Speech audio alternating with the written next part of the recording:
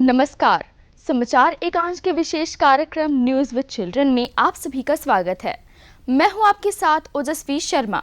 यह कार्यक्रम खास तौर से बच्चों द्वारा बच्चों के लिए बनाया गया है। इस कार्यक्रम में हम आपको देश और दुनिया की खबरों से अवगत कराएंगे। तो न्यूज विद चिल्ड्रन में सबसे पहले बात करते हैं इस हफ्ते की सुर्खियों की। प्रधानमंत्री नरेंद्र मोदी ने अमेरिकी संसद के संयुक्त अधिवेशन को किया संबोधित। पीएम मोदी अमेरिकी संसद में 2 बार भाषण देने वाले पहले प्रधानमंत्री बने। भारत और अमेरिका के बीच अहम समझौतों पर लगी मुहर। पीएम मोदी और राष्ट्रपति बाइडेन ने किया ऐलान। गीता प्रेस गोरखपुर को मिला साल 2021 का गांधी शांति पुरस्कार। सीएम योगी ने दी बधाई। भवानी देवी ने रचा इतिहास। एशियाई फेंसिंग चैंपियनशिप में मेडल जीतने वाली बनी पहली भारतीय तलवारबाज। और अब खबरें विस्तार से। प्रधानमंत्री नरेंद्र मोदी ने अमेरिकी संसद के संयुक्त अधिवेशन को किया संबोधित। पीएम मोदी अमेरिकी संसद में 2 बार भाषण देने वाले बने पहले प्रधानमंत्री। प्रधानमंत्री नरेंद्र मोदी ने अमेरिकी संसद को संबोधित करते हुए कहा कि भारत लोकतंत्र की जननी है। अमेरिका सबसे पुराना लोकतंत्र है, जबकि भारत दुनिया का सबसे बड़ा लोकतंत्र है। पीएम ने कहा कि लोकतंत्र बराबरी और सम्मान का पर्याय है। उन्होंने कहा कि यहाँ 7 वर्ष पहले मैं आया था। तब मैंने कहा था कि इतिहास की हिचक कभी हमारे साथ चलती थी। अब हम नई राह पर खड़े हैं। अब इस शताब्दी का नया आह्वान है। हमने लंबा सफर तय किया है। हमने दोस्ती की परख देखी है। 7 बरस पहले जब मैं आया था, तब से अब तक काफी कुछ बदला है, लेकिन भारत अमेरिका के बीच दोस्ती बरकरार है। अमेरिकी राष्ट्रपति जो बाइडेन ने प्रधानमंत्री नरेंद्र मोदी के लिए व्हाइट हाउस में स्टेट डिनर का आयोजन किया, जिसमें मिलेट से बने व्यंजन भी परोसे गए। स्टेट डिनर में भारत और अमेरिका की दिग्गज हस्तियां शामिल हुईं। भारत और अमेरिका के बीच अहम समझौतों पर लगी मुहर। प्रधानमंत्री नरेंद्र मोदी और राष्ट्रपति बाइडेन ने किया ऐलान। अमेरिका यात्रा के दौरान गुरुवार को प्रधानमंत्री नरेंद्र मोदी और अमेरिकी राष्ट्रपति जो बाइडेन के बीच द्विपक्षीय बैठक हुई।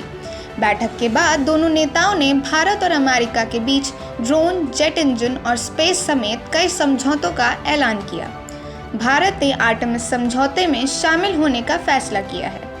यह समान विचारधारा वाले देशों को नागरिक अंतरिक्ष खोज के मुद्दे पर एक साथ लाता है।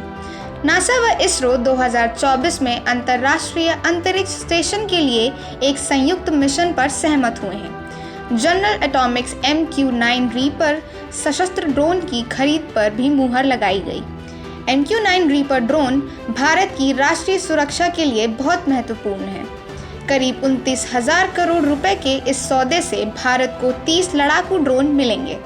इनमें से 14 नौसेना और 8 वायुसेना और सेना को मिलेंगे। अमेरिका और भारत के बीच जेट इंजन के सह उत्पादन पर भी समझौता हुआ है। GE और हिंदुस्तान एरोनॉटिक्स लिमिटेड ने एक समझौते पर करार किया है। यह भारत में F414 इंजन बनाने की दिशा में एक महत्वपूर्ण पहल है। अमेरिकी दौरे पर भारतीय समुदाय को प्रधानमंत्री नरेंद्र मोदी ने किया संबोधित। प्रधानमंत्री नरेंद्र मोदी ने अमेरिका के 3 दिवसीय दौरे के अंतिम दिन वॉशिंगटन के रोनाल्ड रीगन बिल्डिंग और इंटरनेशनल ट्रेड सेंटर में भारतीय समुदाय के लोगों को संबोधित किया। पीएम ने अपने भाषण में भारत और अमेरिका के मजबूत होते रिश्तों का बार बार जिक्र किया। उन्होंने कहा कि भारत और अमेरिका का रिश्ता अब सिर्फ कारोबारी नहीं है, बल्कि भावनात्मक भी है। उन्होंने अमेरिका के साथ हुए समझौतों और उनसे भारत को होने वाले फायदों का भी जिक्र किया। प्रधानमंत्री ने बताया कि अमेरिका भारतीय विरासत से संबंधित 100 वस्तुओं को वापस लौटा रहा है। पीएम मोदी ने अमेरिका के संयुक्त राष्ट्र मुख्यालय में अंतर्राष्ट्रीय योग दिवस समारोह का किया नेतृत्व। पीएम मोदी ने कहा कि योग का अर्थ है जोड़ना। प्रधानमंत्री नरेंद्र मोदी ने न्यूयॉर्क में स्थित संयुक्त राष्ट्र के मुख्यालय में 9वें अंतर्राष्ट्रीय योग दिवस कार्यक्रम का नेतृत्व किया।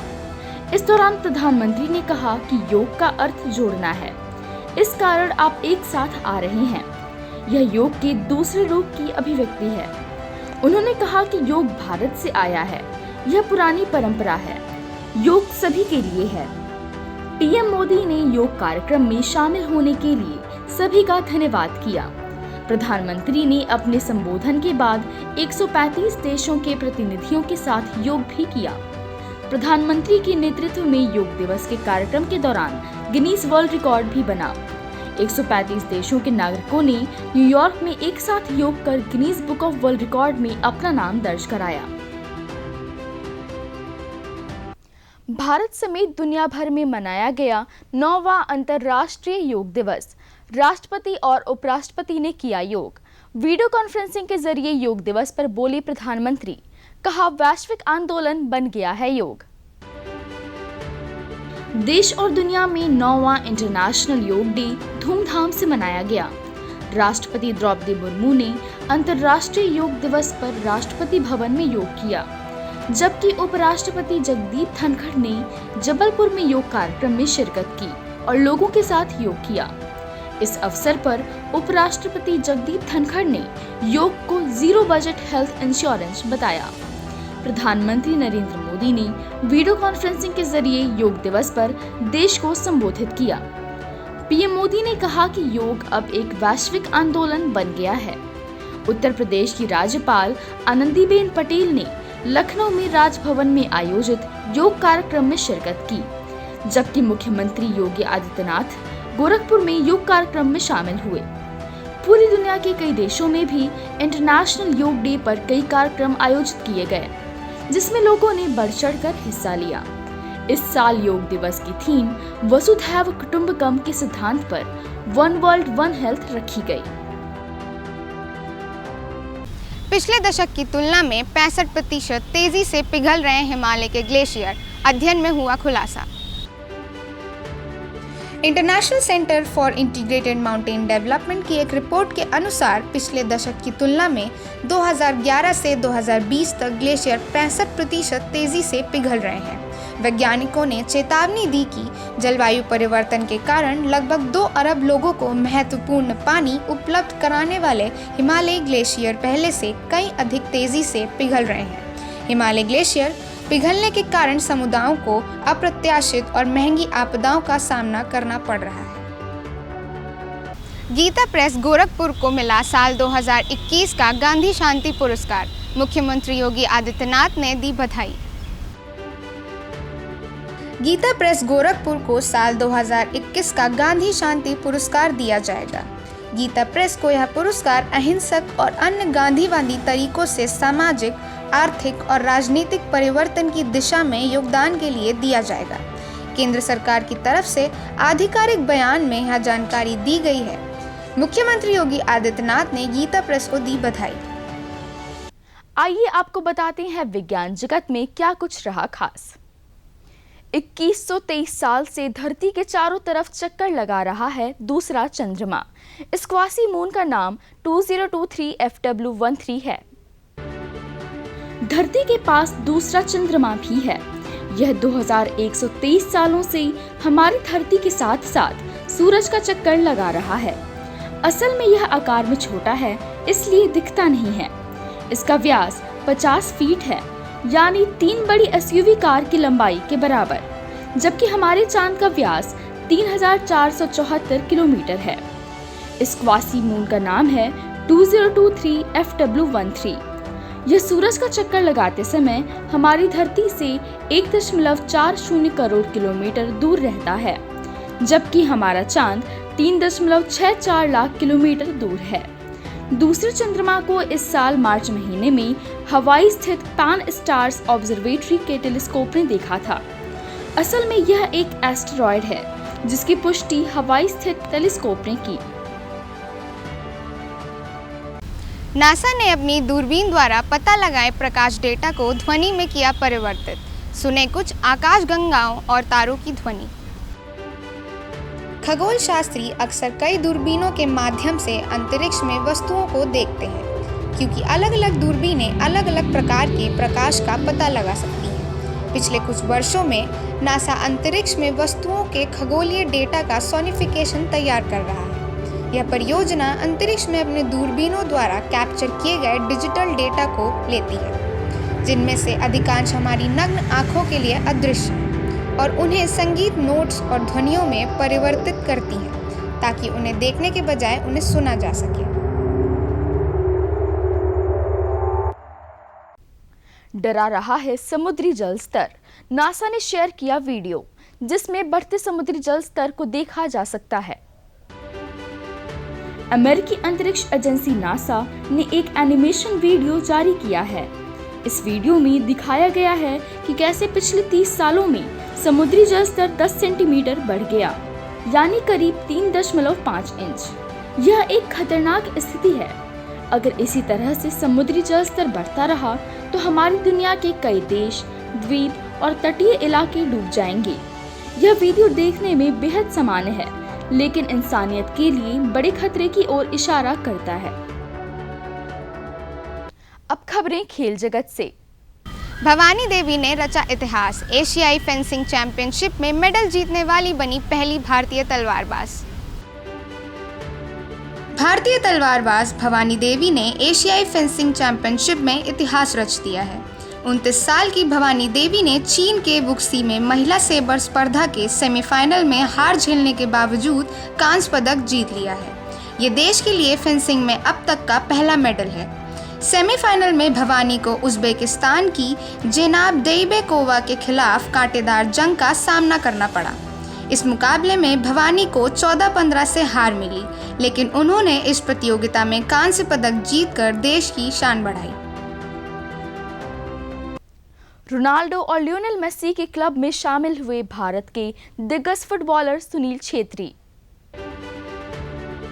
भारत के दिग्गज फुटबॉलर सुनील छेत्री का प्रदर्शन बढ़ती उम्र के साथ निखरता जा रहा है।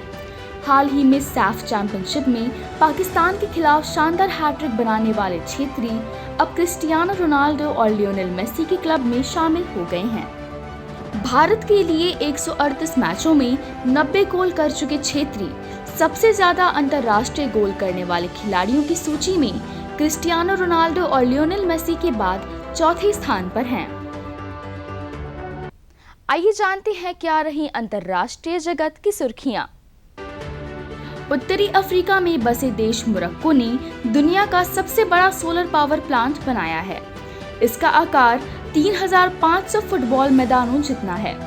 इसे बनाने के लिए सहारा रेगिस्तान में 3500 एकड़ जमीन पर निर्माण किया गया है। कहा जा रहा है कि इस प्लांट से मोरक्को की जरूरत की 35% ऊर्जा पैदा होगी। ये प्लांट सहारा रेगिस्तान में 3000 एकड़ जमीन पर बनाया गया है। इस पावर प्लांट का साइज 3500 फुटबॉल मैदानों जितना है। इस पूरे प्रोजेक्ट से 580 मेगावाट बिजली मिलेगी।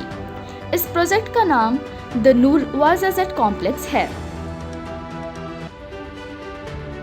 पिछले कई दिनों से दुनिया में चर्चित टाइटन पनडुब्बी 5 यात्रियों को समंदर में टाइटैनिक जहाज का मलबा दिखाने ले गई थी, जो दुर्घटना का शिकार हो गई। टाइटैनिक जहाज के मलबे को देखने के लिए पनडुब्बी में 5 अरबपति मौजूद थे।